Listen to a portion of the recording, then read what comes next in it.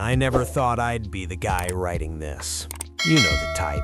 You scroll past these stories on Reddit or YouTube while you're eating lunch, thinking, man, glad that's not me. You think your life is insulated from this kind of chaos. You think you did everything right. You checked all the boxes. Good job? Check. Nice house in the suburbs? Check. A wife who you thought was your best friend for 12 years? Check. But the thing about betrayal is that it doesn't usually happen with a bang. It doesn't start with you walking in on them in your bed. That's the movies. In real life, it's a slow, quiet cancer. It's a silence at the dinner table that gets just a little too long. It's a phone placed face down on the coffee table. My name is Mark. This is the story of how my wife, Sarah, decided to throw away 12 years of marriage for a 6-month thrill ride. And this is the story of how I didn't get mad. I got even. And I didn't just divorce her. I completely erased the future she thought she had secured. Let me give you some context. Sarah and I met in our mid-20s. We built everything from scratch. I'm an engineer, she works in marketing. When we started, we were broke. Ramen noodles and sleeping on a mattress on the floor broke. We climbed the ladder together. I supported her while she got her master's. She supported me when I started my consultancy firm. We were a team, or so I thought. Fast forward to 6 months ago. Life was good, or at least on paper it was. We had just finished renovating the kitchen. We were talking about maybe taking a trip to Italy in the fall. But looking back, I realized the drift started before that. It started with the gym. Now, don't get me wrong, getting fit is great. I work out too. But Sarah, she became obsessed. New clothes, new perfume for the gym, spending 3 hours there every evening. She said she was taking extra classes. Then came the work projects. She was suddenly the most critical asset to our company, needing to stay late 3, sometimes 4 nights a week. I trusted her. I genuinely did. I felt guilty for even feeling lonely. I thought she's working hard for our future. God, I was such an idiot. The realization hit me on a Tuesday, just a random Tuesday. Sarah was in the shower. Her phone was on the nightstand charging. Usually, we knew each other's passcodes. We had an open phone policy. Not that we checked, but we never hid anything. I was looking for a photo from our vacation 2 years ago to show a friend online. My phone was dead, so I reached for hers. I tapped the screen. Passcode incorrect. That was weird. Maybe I fat-fingered it. I tried again. Passcode incorrect. My stomach dropped. You know that feeling, that cold rush of adrenaline that starts in your chest and shoots down to your legs? I sat there, staring at the screen. Why would she change it? She came out of the bathroom a minute later, towel dried, smelling like lavender. I asked her, casually, "Hey, did you change your code? I was trying to find that picture of us at the Grand Canyon." Oh yeah, the IT department required a security update for everyone who has work email on their phone. It's a pain. I'll unlock it for you later. She snatched the phone off the nightstand and put it in her pocket. In her bathrobe pocket. Who carries a phone in a bathrobe? That night, she slept with the phone under her pillow. That was the moment I knew. I didn't have proof, but I knew. The marriage I thought I had was gone. I didn't confront her. That's mistake number 1 most guys make. They blow up, they scream, they show their hand before they have any cards. I'm an engineer. I solve problems with data. If Sarah was the problem, I needed data. I started observing. I became a ghost in my own house. I noticed she would angle her screen away from me. I noticed she smiled at her phone in a way she hadn't smiled at me in years. I checked our phone bill. It was a shared plan. There it was, a number ending in 4590.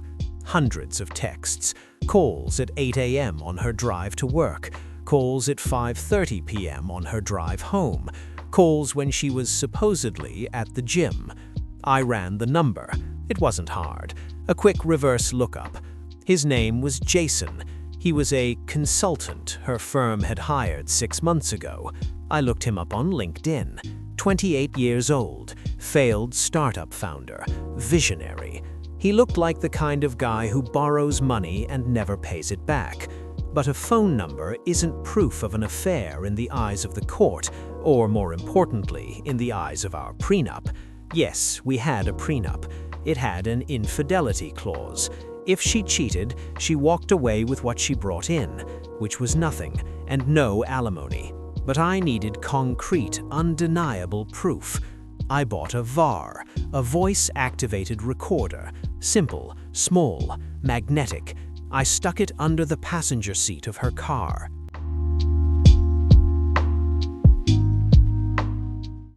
3 days later, she said she had a client dinner.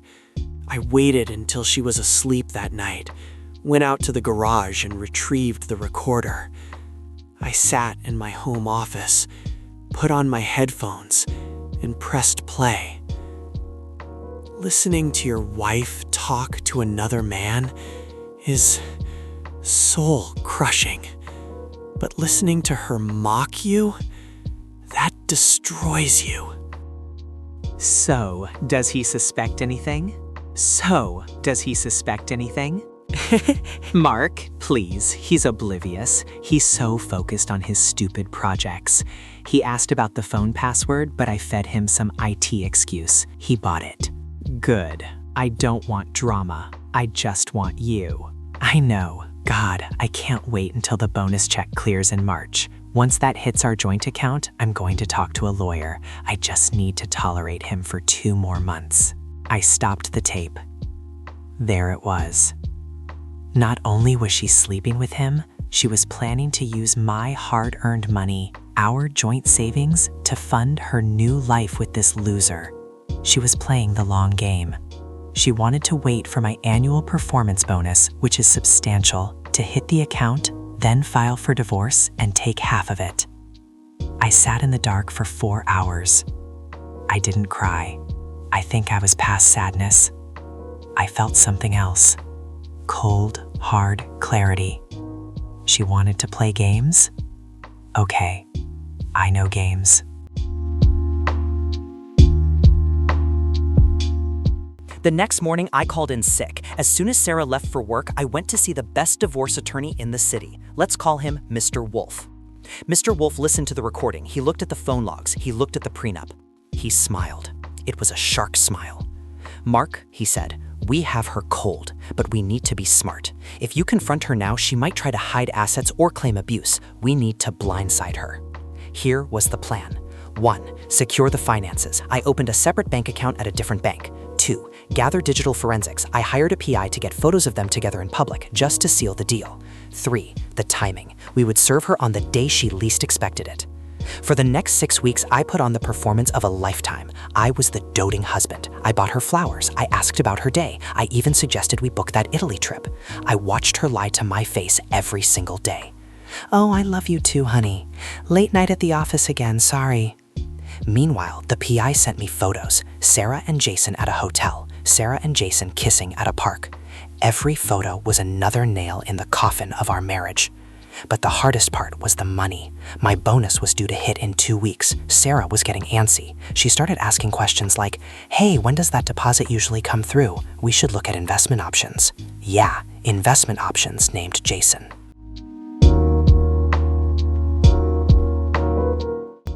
I decided to execute Order 66 2 days before the bonus hit. I knew Sarah and Jason were having a celebratory lunch at a high-end bistro downtown. The PI had tipped me off that they made a reservation. It was Jason's birthday. I didn't go there myself. No, that's messy. I wanted this to be professional. I had Mr. Wolf arrange for a process server. But I did one thing for myself. I canceled her credit cards, all of them. The joint ones, the supplementary ones linked to my account, everything. And I transferred it exactly 50% of our existing savings, the part that was legally mine, into my new account. I left the operating account with just enough to pay the electricity bill. 12:30 p.m. They are at the restaurant. They order champagne. They are probably laughing about how stupid I am. 12:45 p.m. The process server walks in.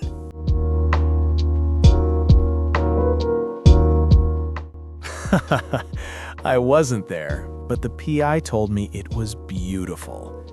The server walks up to their table. Sarah Jenkins? She nods, confused. You've been served. He drops a thick envelope on the table. It wasn't just divorce papers. It was the evidence file, the photos, the transcripts of the recording, and a notification that I was enforcing the infidelity clause of the prenup. At the exact same time, I sent her a text. Just one text. I know about Jason. I know about the plan. Don't come home. The locks are changed. Then I turned my phone off. I went to my brother's cabin for the weekend.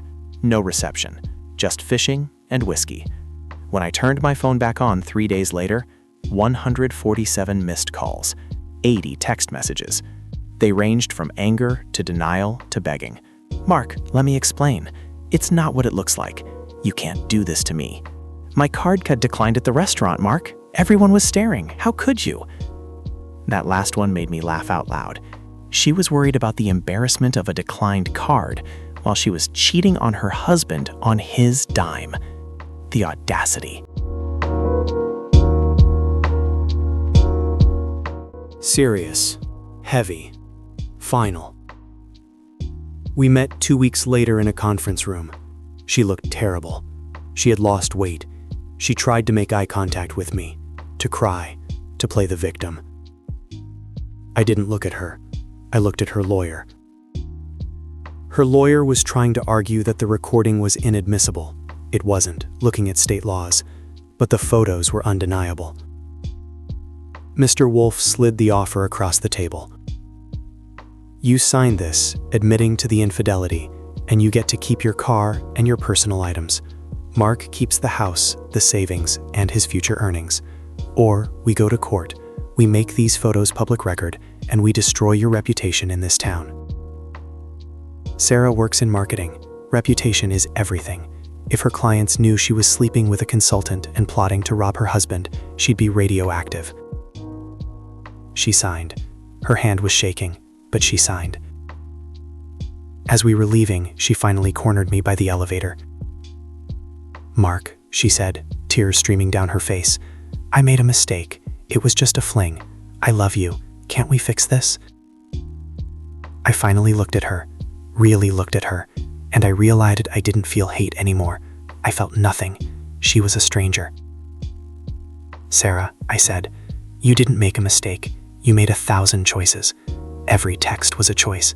Every lie was a choice. You planned to leave me after taking my money. That's not a mistake. That's a calculation. And you're bad at math. The elevator doors closed. That was the last time I spoke to her. It's been 8 months. The divorce is finalized. I kept the house, but I sold it. Too many ghosts. I bought a smaller place closer to the city, interested in a woman who came with baggage and no bank account. Last I heard, she's living with her sister and trying to find a new job because word got around her office about the affair. Not from me, people talk. To any guys out there listening to this, feeling that pit in your stomach, trust your gut. If something feels off, it probably is. Don't ignore the red flags just because you want the fairy tale to be true. And if you find out the worst, don't scream, don't fight. Be smart, protect yourself. And remember, the best revenge isn't keying their car or shouting in the street. The best revenge is living a great life without them. Thanks for listening. Stay strong, Kings.